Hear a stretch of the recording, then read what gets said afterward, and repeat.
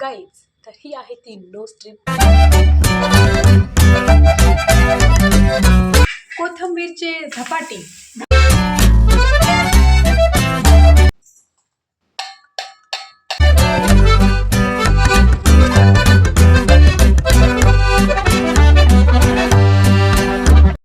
मी श्रेया, कसं आहात तुम्ही सगळे? स्वागत आहे तुमचं एका नवीन व्हिडिओमध्ये. तर आजच्या व्हिडिओची स्टार्टिंग एकदम दुपारी झाली आहे. सुरुवात तर सकाळपासूनच केली आहे, बट आत्ता मी त्याचा इंट्रो आत्ता दुपारून काढते. एनिवे, तर मी ना आत्ता शॉर्ट्स बघत होते, तर त्याच्यामध्ये ना ते नोजला ते हे लावता ना नोज स्ट्रीप, ते एका मुलीने नोज स्ट्रीप लावली होती आणि ते काढताना तिचे हे नाकाचे इथले पोर्स वगैरे ते सगळं निघालं होतं. तर त्याचा ते व्हिडिओ मी बघत होते, तर म्हटलं माझ्याकडे सुद्धा भरपूर दिवसांची नोज स्ट्रीप पडलेली आहे, तर मी का नको हे यूज करू. तर आत्ता मी त्याची रिॲक्शन म्हणजे ट्राय करणार आहे. नेमकं रिॲक्शन नाही, खरंच युजफुल आहे की नाही हे तुमच्यासोबत मी शेअर करणार आहे. तर चला अगोदर आता ती पट्टी मी आणते. काही ना काही अतरंगी उद्योग करायला पाहिजे आणि असं मला करायला आवडतं, नवीन नवीन काहीतरी. तर बघू आता ते. गाईज, तर ही आहे ती नोज स्ट्रीप जी मी ट्राय करणार आहे. सेल्फी कॅमेऱ्यात, त्यामुळे तुम्हाला उलट दिसत असेल. तर ही आहे bamboo charcoal natural skin care oil control cleansing nose strip. म्हणजे हे नोजचं हे सगळं क्लीन होऊन जाईल, ब्लॅक हेड इथले रिमूव्ह होऊन जातील, suitable for all skin types. Pack फेकण्या अगोदर हे वाचणं महत्त्वाचं आहे. ओके, तर सगळ्यात अगोदर आपल्याला आपलं नाक ओलं करून आणायचं आहे. मी माझं नाक ओलं करून आले. आता हे आपण पॅकेट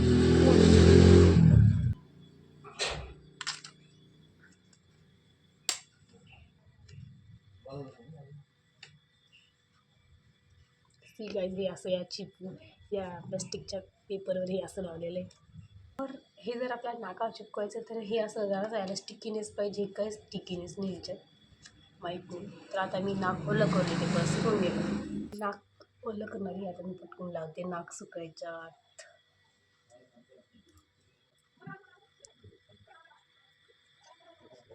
हे स्ट्रीप तर ओली नव्हती करायची, 15 मिनटं ठेवायचे. आता असंच माहीत नाही बरोबर उलटी बरोबर लावली का नाही, वीज उलटी लावली, सरळ लावली.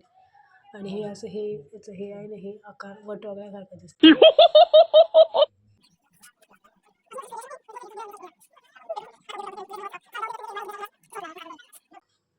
एकदम पॅक झालं आहे, पण हे मला वाटलं चिपकतं का नाही, कारण त्याला ह्याच्यावर पेपरवर लावलं होतं तरी पण असं स्टिकीनेस काहीच नव्हतं त्याच्यामध्ये.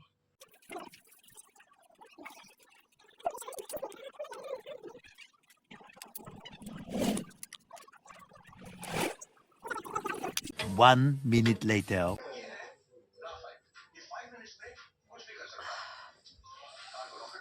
बस हवा निकल गई. 15 मिनटं झाले आणि आता मी हे काढायला सुरुवात केली.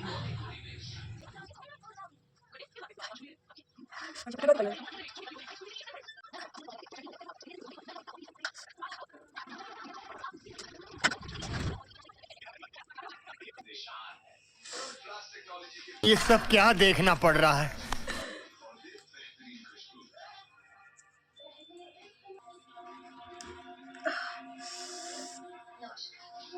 थोडंच राहिले, बट गडेचं सगळं काढून झाले. हे थोडंच राहिलं, हे इतकं दुखतंय, बाप रे.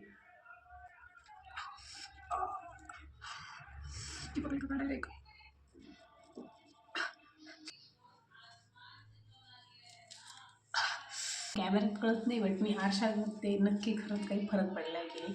पण हे असं वाईट झाले, म्हणजे ते त्या बाकीच्या त्या मी जो व्हिडिओ बघितला त्याच्यामध्ये हे पूर्ण इकडं व्हाईटच होतं, माझ्या नाकावर काहीच नव्हतं.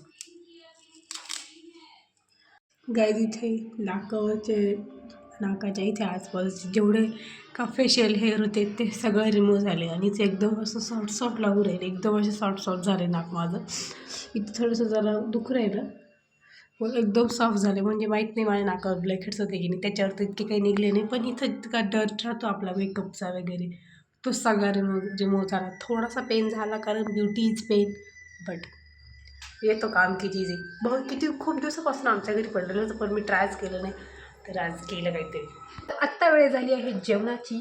So let's make banana smoothie with me. जेव्हा कधी आमच्या इथे बनाना आलेला असतो, केळी बनाना म्हणजे केळी, तर केळी हे माझं फेवरेट फ्रूट आहे. लहानपणापासूनच म्हणजे लहानपणी जेव्हा मला केळं पण म्हणता येत नव्हतं तेव्हा मी याला म्हणायचे पप्पा केळं पण आणा. त्याची खूप छान स्टोरी आहे, ही मी या अगोदर तुम्हाला सांगितलेली आहे. पण तरी पण मी केळाला केळं म्हणायची लहान होती तेव्हा. तर आत्ता वेगवेगळे आहे स्मूदी, बनाना स्मूदी. यासाठी हे सगळं केळाचं छिलके काढून घ्यायचे आणि हे असं मिक्सर घ्यायचं आहे, मिक्सरचं भांडं, मिक्सर नाही, मिक्सर घ्यायचं आणि त्याच्यामध्ये हे असे कट करून घ्यायचे. तर असे आपले बनाना कट करून घ्यायचे आणि यामध्ये टाकायचं आहे दूध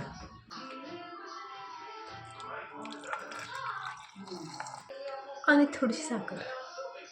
बनाना ऑलरेडी गोड असतो पण तरी पण स्वीट अजून थोडीशी स्वीटनेस ॲड करण्यासाठी साखर, सॉरी शुगर म्हणायचं होतं मला. हे आता मिक्सरमध्ये फिरून घ्यायचं.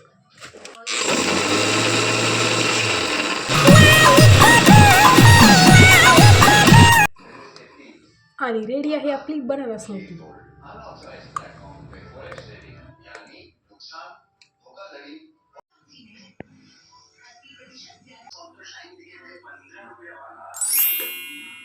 वाह.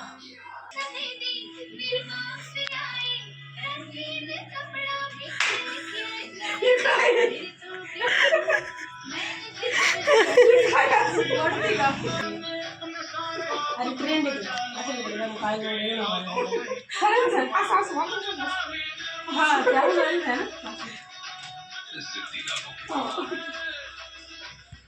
आजी. कशी वाटू राहिली माऊ? छान छान आजी. गाईस, तर 2 दिवसापासून तुम्ही बघितलं असाल की आम्ही किती काय काय स्पेशल करून खाल्लं. तर आज सुद्धा आमचे ते स्पेशल म्हणत आहे कोथिंबीरचे धपाटे. धपाटे पडतात ना मागणं ते धपाटे. म्हणजे कोणी त्याला कोथिंबीरचे पराठे, कोथिंबीरचे भाकरी म्हणतं, पण खरं नाव त्याचं धपाटे. महाराष्ट्रीयन नाव आहे त्याचं धपाटे. आता आम्ही तुम्हाला दाखवतो. त्याचं पीठ आणि कोथिंबीर अशी मिक्स केलेली असते ह्या पिठामध्ये आणि लाल मिरची नाही हिरवी मिरची लसूण असतो याच्यामध्ये. ते असं घ्यायचं. आता मग आमच्या मम्मीचं टॅलेंट पण बघा पुढं. आता बघा तुम्ही, हे असं घ्यायचं. अरे आम्ही रेसिपी शेअर करतोय गाईड सोबत. असं घ्यायचं आणि हे असं फिरवायचं. पोळपाटावर रुमाल आथरायचा, त्याच्यावरती हे असं हाताने थापून घ्यायचं. बाजरीच्या भाकर जसं आपण बनवतो तसं.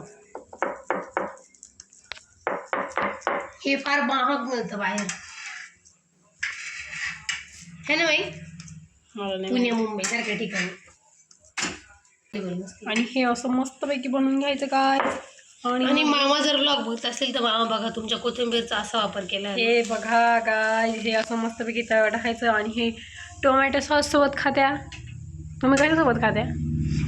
आम्ही कशा पण सोबत खातो. हो का? असं पण खातो किंवा असं पण खातो, नाही तर सॉस सोबत खातो.